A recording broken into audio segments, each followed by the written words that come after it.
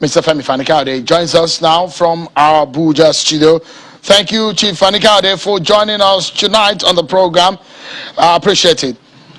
Let's begin the conversation. It comes to a lot of Nigerians as a surprise that it was some months ago like a rumor, but now it's a real story. It's no longer a rumor. It's real that you have joined the APC. And one will wonder that you met with the president today, one man that you heavily criticized. You called him some names. You brought up some rhetorics that became much more like led the conversation in the last election when you were the director of media for the PDP. And this is the same man that you have met today. What exactly changed from then and now? Thank you very much, for having me on your program, and to God be the glory and blessed be his holy name. Well, a lot has changed over the last 6 years, and it is important that we make the right choices and the right decisions at the right time, precisely if we feel as if we are being led by God to make those choices. I make my choices. I owe nobody any explanation or apology other than my family members and other than my God. And I know that I'm doing the right thing. The most important thing for me, and I think some will appreciate this, is that there is no point in having any principle without power. You must have power in order to ensure that whatever principles you enunciate, you can effect them. Without that, you'll simply be talking and nothing will change. I've discovered over the last few months that I can work very closely with people within the APC and elements within the government to effect a change. And we've done quite a lot of that over the last few months without me even joining the party. And it has been very effective. I've collaborated with many people within the party, many of the governors in the party, and I will continue to collaborate with them, even some outside the party. But the most important thing for me right now is this. This country, in my view, is on the brink of war. It's on the brink of disintegration. And we have to join forces, all come together, set our differences aside, and ensure that we build bridges of unity and peace, and ensure that we pull ourselves back from the brink and fight those, mainly from outside this country, that want to destroy our country by dividing us on regional, ethnic, religious, and political party lines. We must build that bridge. We must work together, and we must effect a positive change in our country and move this country in the right direction. And that's part of the reasons that I decided to make this decision today. Great. I might be staying for a few minutes on some of your philosophy and some of the things that you have mentioned. I will do that quickly and move on the real issues confronting this nation. First and foremost, you've accused President Buhari on issues relating to ethnicity, on issues relating to region and all of that. Several things that you said about him. Has he changed? Those things still remain the same? That's an interesting point you've made. And yes, I have done that in the past and done it effectively when I felt it was appropriate so to do. However, having moved closer to him over the last few months, I've discovered a lot of things that I didn't know before. There's a lot going on behind the scenes. And the most important thing is this. If I believe in a certain philosophy, or I believe that we should move in a certain direction, and I'm getting positive responses from, when I act from within the family, as it were, and do so behind closed doors, and ensure that change is effected in terms of policy, in terms of the way in which the country is run, in terms of the way in which disputes are settled amongst our various people, and in terms of the war against terror, and I get positive results as a consequence of my personal contributions at various levels, then of course I have to respect that, and I have to begin to think that, look, is it not better for us, for me and for my country, to ensure that we operate from within and effect the changes we want to change, that we want to put in place, rather than for us to be throwing bricks from outside. And I have ample evidence of the fact that because of these contributions and the receptive ears of a man that I believe would not listen to anybody else in the past, and I was quite wrong on that, his receptive ears, his reception, and those around him, particularly some of the governors, we've worked closely together.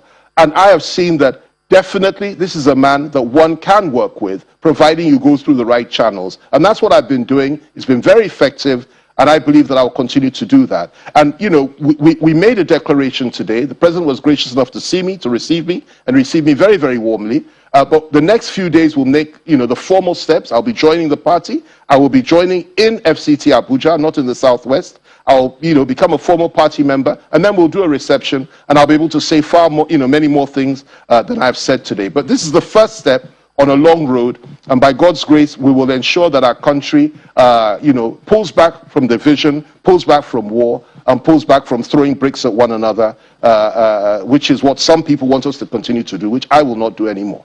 I mean, the question I was asking, Ms. Fani-Kayode, is whether or not some of those things you said at those times still remain, or you overlooked them. As the person you described, 2019, 2018, is it the same man? What has changed? Well, let me put it to you like this. I answered the question by telling you very clearly that I was speaking about him from outside. I have got to know him from inside now. I've been working closely over the last few months with people that are very, very close to him. And they would not have done that had it not been for the fact that he asked them or allowed them to do so. We've come to get to know one another. And it's absolutely clear to me that the perception that we had in the past, many people had, many still have, is clearly wrong. We can work together. We can come together. We can build bridges. We can effect unity in this country. And let me give you one example of that. In the past, we said that elements in the core north have refused to fight terrorism. We all accused them of this. In fact, we went as far as to say that elements in the core north were supporting the terrorists, and they were killing our people and their own people. Well, look at what's happening in the core north today. You have a far more vigorous fight in the core north against the insurgents and the terrorists from the North Core Northern governors than anywhere else in the country. And that is something that ought to be commended. They couldn't have done that without the backing of Mr. President. Hundreds and hundreds of terrorists and bandits are being slaughtered in the core north today as a consequence of that policy. That's just one example. Another example is this. We had a situation a few months back, and I was involved in it, I've told you on this program before, where there was a food embargo on the south, and where there was a plan by elements in the north to slaughter southerners as a reprisal for what happened during the riots in Ibadan and during the riots in Lagos. And there was a clearly well-orchestrated plan. Well, we all came together. We didn't go to the media. We didn't shout. We didn't insult one another. We came together with a number of other people, players from all over the country, and we resolved the issue. And the issue was resolved in an amicable way.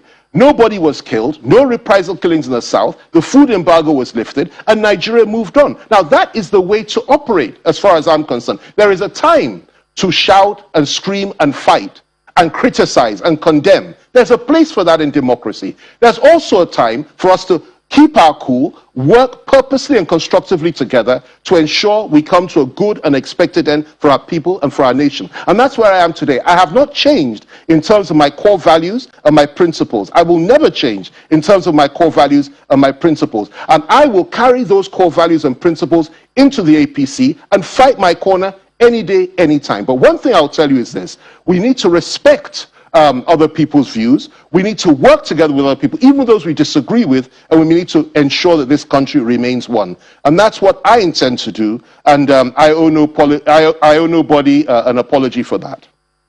So let's get it clear. So the things that you said in the past are not true. You've seen it clearly. Is it because I know you're a Bible student? No. Is it a case of once you were blind, now you can see? Is that the kind of situation? No, listen to me. Listen to me very carefully. I told you, and if you go back, play this again, you will hear it over and over again. Listen to me very carefully. I told you that it's a question of perception. I had never met I'd met him once or twice in 2013. I'd never worked with him ever before in my life. We were not close, we were in different parties, and we were fighting a war. We were fighting a political war in 2015. And I might add that over the last few years after that, I spoke against him probably more than anybody else in this country. However, when it became clear to me that it is not as we thought it was. It's just not as simple as that. And that our country is in a situation of war right now. We are in the middle of a war, and many people want to divide our country. So what do? We retrace our steps, we stop and think, and we say, look, let us work together with those we may have been opposed to in the past, but we believe we can build bridges and move the country forward together. I'm not saying Mr. President is an angel, and I'm certainly not saying he's a demon. I'm saying that he's a man like any other man, but I've come to realize that we can work together. And I've come to realize that he's open, he's magnanimous, he's somebody that has opened his doors to us, and he's welcoming everybody from the other party and from the opposition into this party, and he's not telling anybody, oh, don't say this, don't say that.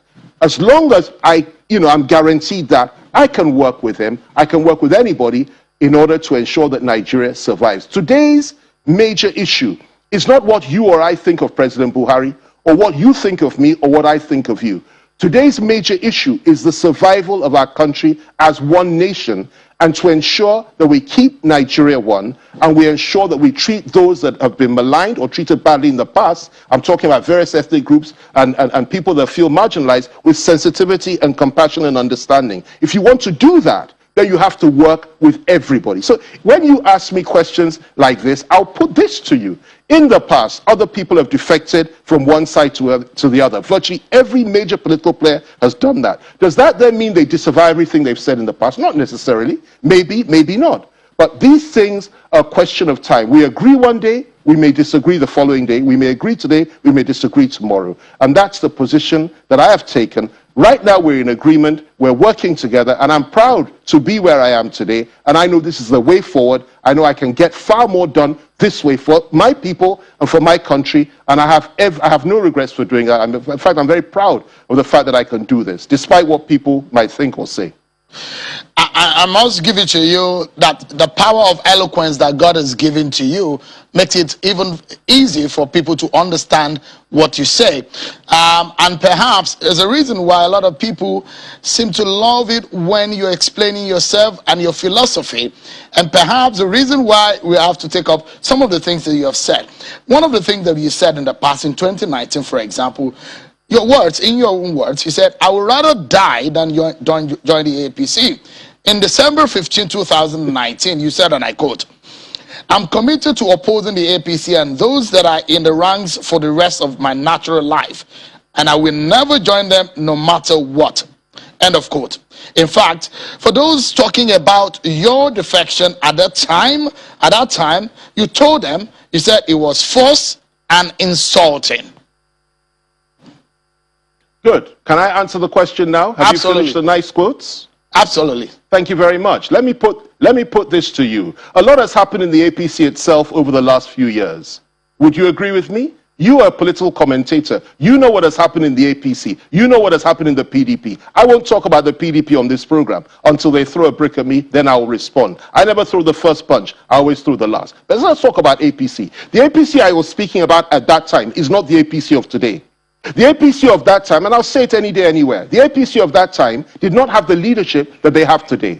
Today you have a man who is the National Caretaker Committee of the APC, that's Governor Mebuni, who has done exceptionally well in attracting people and presenting a broad-based, liberal, pluralistic view on national issues and national affairs. And he has opened the doors of the party to all manner of people with a plural, plurality of views. We may not agree on everything, but certainly there's a place for you in a wider family, and you can effect your purpose and fight your corner from within. And that is the difference between that time and this time. The old leadership of the APC was very, very different in its outlook, and I would never have joined them had the leadership not changed. What we have today is an accommodating party that is ready to take people on and take people in, and is ready to listen to dissenting opinions even from within, providing you conduct yourself in a mature and a decent manner. And that's what we've been doing. I've worked closely with Mebuni, I've worked with Matawale, I've worked with Governor of Kogi State, I've worked with Zulum, I've worked with a number of others,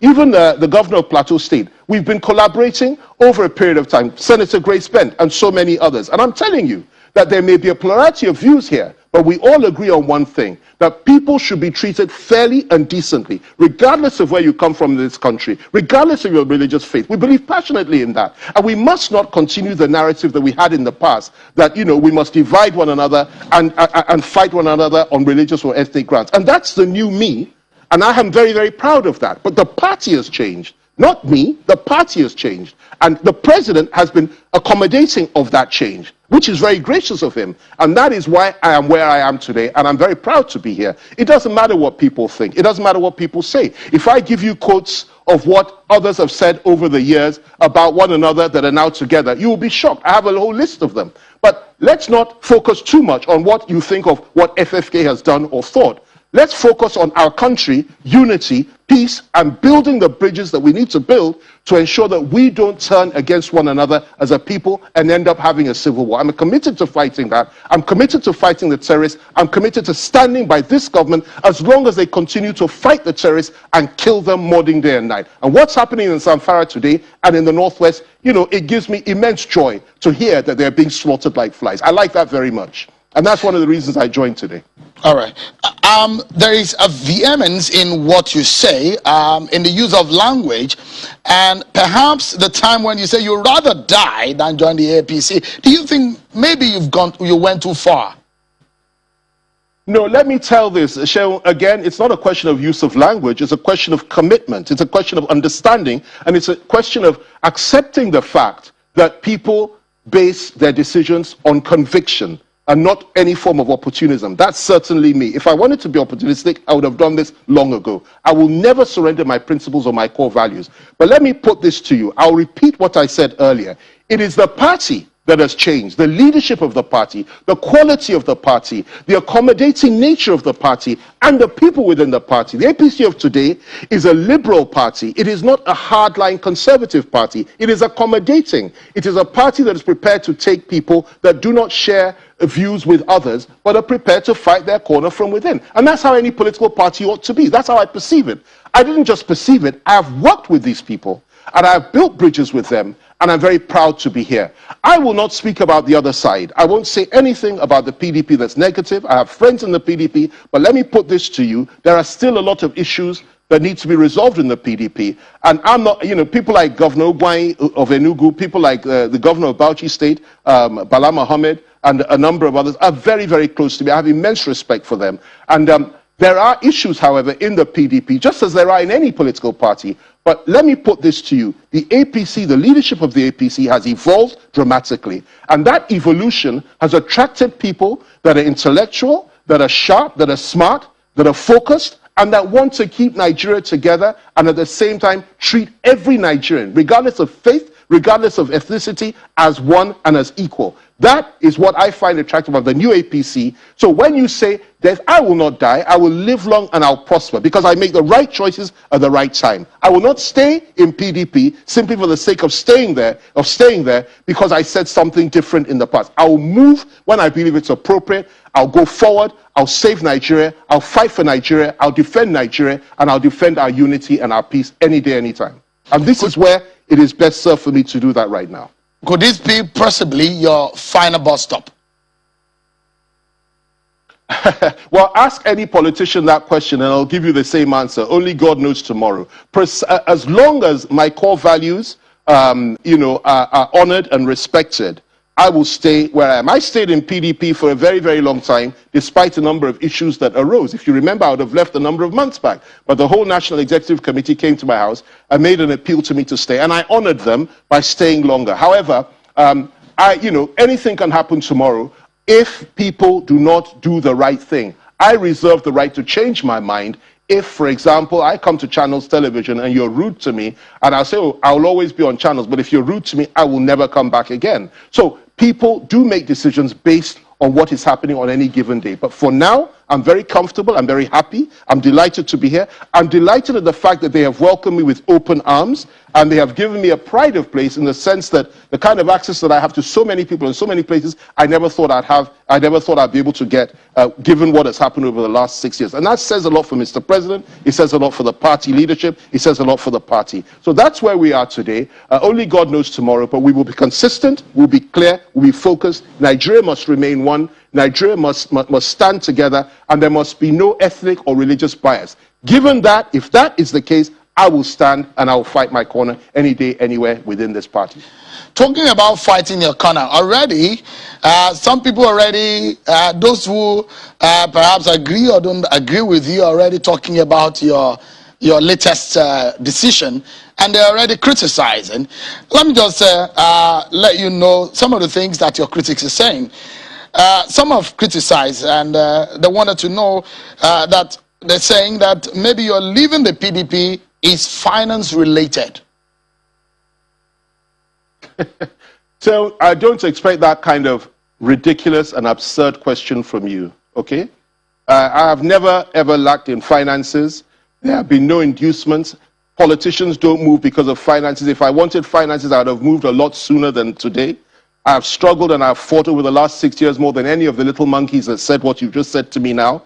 And I stand proud and I stand tall. The kind of family I come from, the kind of background I have, finance is never an issue. But of course, this is always the absurd narrative that people with a very small brain and a low intelligence quotient always put out when they feel threatened. And I don't care. You can insult me from morning till night. It means nothing to me. What is important to me is my God and the fact that I'm doing the right thing at the right time.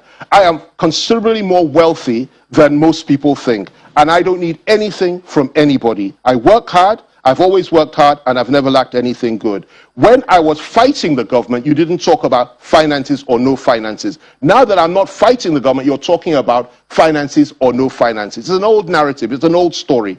It's something that Nigerians, particularly Nigerians from a particular segment of society, like to say about those of us that are in the elite. And I'm not prepared to respond to such rubbish, and I'm surprised you should ask me that kind of question.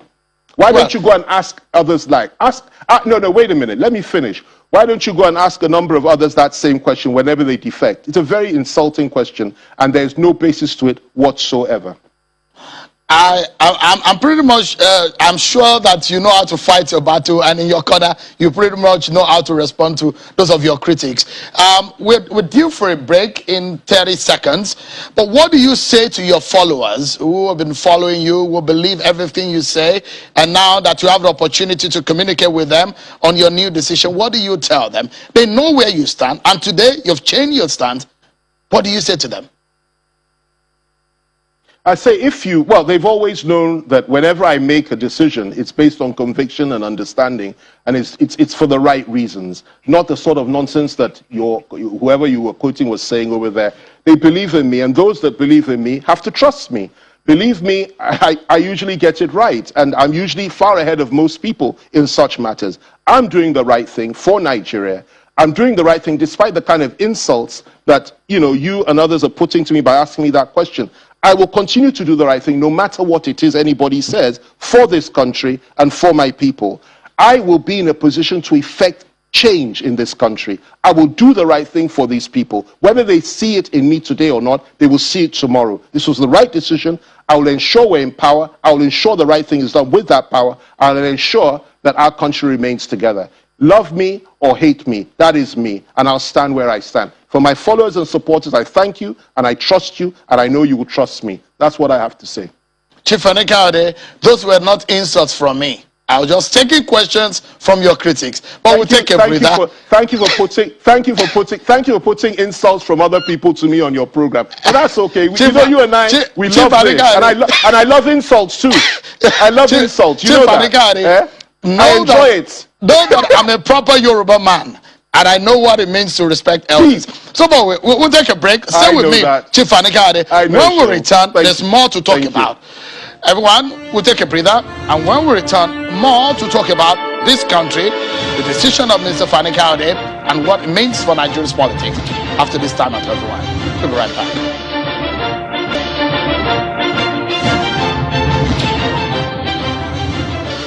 Welcome back, everyone.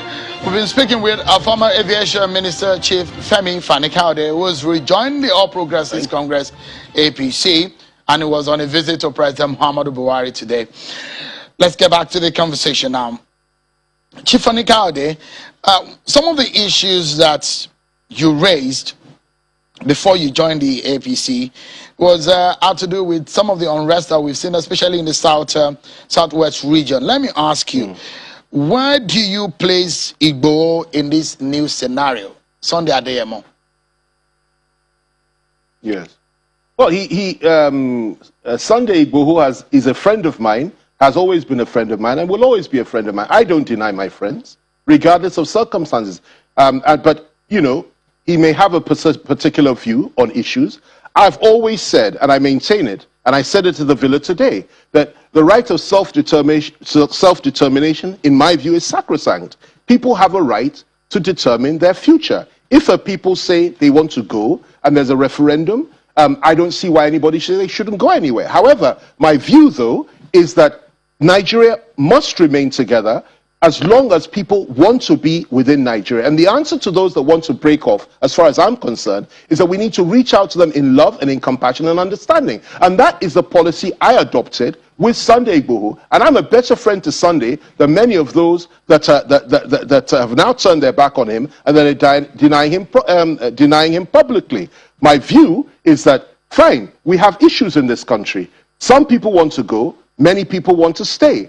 Our view, our position as leaders is we need to keep everybody on board, ensure that nobody picks up weapons to start killing one another, either from the government side or from the other side, killing innocent people, targeting innocent people based on ethnicity or religion, and ensure there's sanity and peace in the country. That has always been my position. I told Sunday Igboho this when we met, I told him after we met, and I've told him of late. That has always been my position. However, I also believe that it is important for us to rise to the occasion that we are faced with right now. And there are far more important issues. Let me tell you this. I've said this is not the first time I'm saying this. I'll keep on saying it to those that simply don't seem to get the picture. There is a conspiracy. It's an international conspiracy to turn our country into a bloodbath, turn it into a cauldron of fire, and ensure that we begin to kill each other, whether it's Fulani, Hausa, Yoruba, Igbo, or whatever, for no reason, for no just cause whatsoever. Meanwhile, the people that are dividing us, that are attacking our people, for example, in the Southwest, are mainly, 90% of them are foreigners. They are foreign Fulani murderers, foreigners. They're not Nigerian Fulanis. And they're killing as many Fulanis and Hausas in Zamfara, where I'm a proud traditional title holder, in Sokoto and in so many other places in the corner as they are in the Southwest. But the lazy commentator doesn't think about that. They just say all Fulanis are bad or whatever. We've all done it in the past. But it's time for us to retrace our steps. I told Igboho this privately. I said this publicly at the time when he was with us here. And I'll continue to say it. We must make that distinction. We must, and in fairness to him,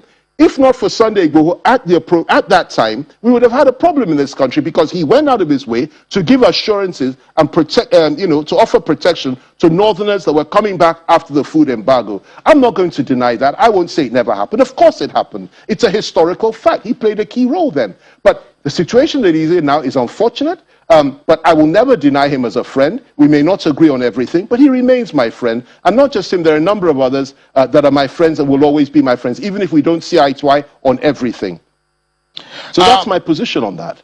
Okay, so that means that you will continue to fight his cause and talk to your APC friends. No.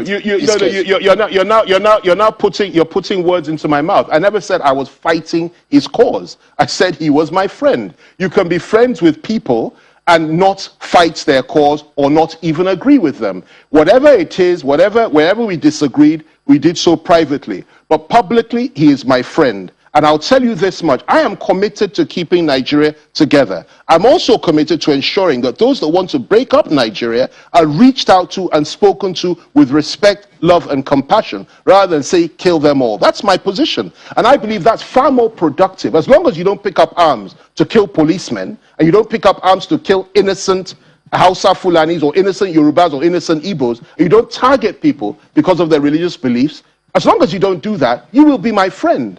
You can have a different opinion, you can have a different approach, but you can remain my friend as long as you don't, indulge in violence. And that is my position with everybody, including people the conservatives on the other side. One of my best friends is a gentleman by the name of Malam Abdullahi. He's the president of the Northern Consensus Forum. His views are very, very strong about Northern power and so on and so forth, and about the rights of the Fulanis and the rights of the Hausas and the rights of the Core North.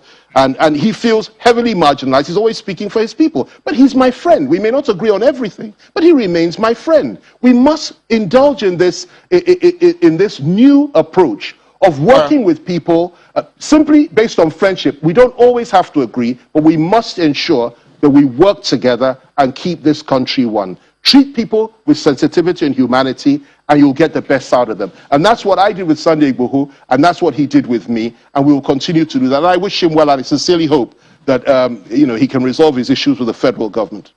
We have just about 120 seconds, about 2 minutes to wrap up now, and I have three questions, quick questions to ask you before we wrap up quickly.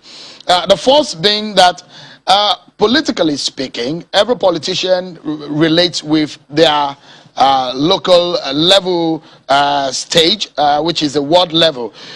When we wonder why you're not going to your ward in Osun State to register, why are you choosing to do that in FCT?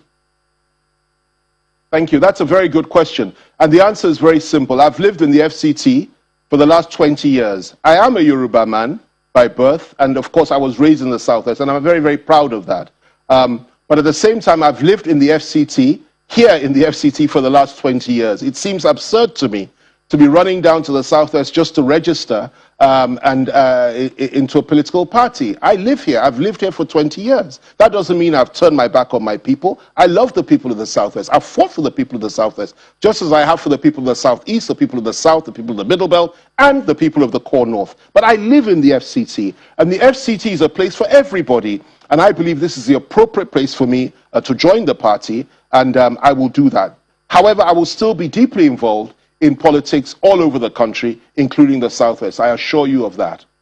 What about your home state, your hometown? Are you still connected politically? Do you still have this support politically in your home state? No. It's not a matter. Well, of course, everybody that has been in politics for as long as I have has support in various places all over the country, including my hometown. And I love the people of the Southwest. I love Ile-Ife. I love Fani-Kayode and everybody there. That is my ancestral home. I will never deny that. I also love Lagos, where I was raised. But I've lived in the FCT for the last 20 years. And it seems, this business of, flying down to go and play politics in a place you don't live, I think it's a little bit disingenuous. I live here, and I will fight for the people that are here, just as I'll fight for the people everywhere else. But I will never, ever turn my back on my people. But I live in the FCT, and I will join the party here in the FCT.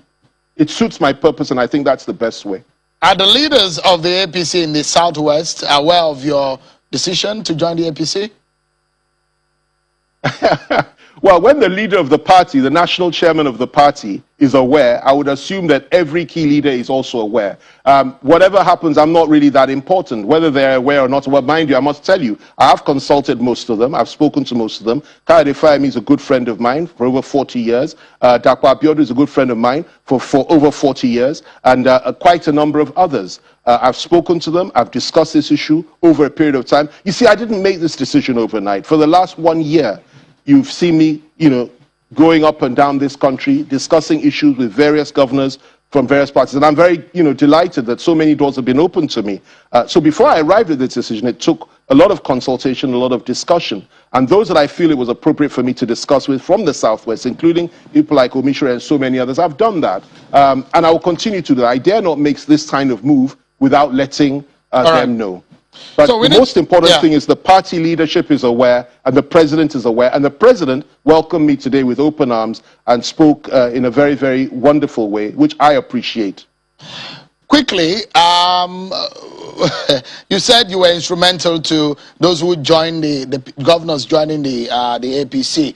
Are we expected to see more people? For example, is the former president Goodluck Jonathan likely to join the APC too? We're hearing those are rumors too. Well, quick one in 30 seconds. Let me be a little bit careful with my words. I'm not sure if I use the word instrumental, but certainly I played a role. And I'm very happy about that. And I've been working on that for a number of months and they agreed with me and they moved across before me. And certainly I can assure you there are quite a number of other leaders, I won't be specific in terms of their office or the office they're holding today or they held in the past, that will eventually come over to the APC. And perhaps at that time you will ask each and every one of them whether it's due to financial reasons that they should cross over and join another political party. Deeply insulting question, but deeply insulting session. But yes, there are going to be more changes. There are going to be more people. And they're coming based on conviction. Based on conviction. And, you know, I've done it in the past. I've criticized people for making their choices. But at the end of the day, it really doesn't matter what I think or what you think. It's between you and your God. I've done what I've done today. I'm very happy with it. I'm very, very aware of the fact that this is how I'm being led by the Spirit of God. And I stand by what I've done. And others will join. Be rest assured of that. Especially the way the PDP is going. Others will join. Chief FEMI FANI-KAYODE, it's a pleasure talking to you. You got a bit upset, but it seems you got it cool later on. Not at all. Not at all. So I'd never be upset. I'd never be upset with you. Yeah, you're a wonderful man, and it's always a delight to be on your program. Thank you very much for having me. Thank you so much, Chief FANI-KAYODE. I appreciate it. Thank you. Thank you, my brother.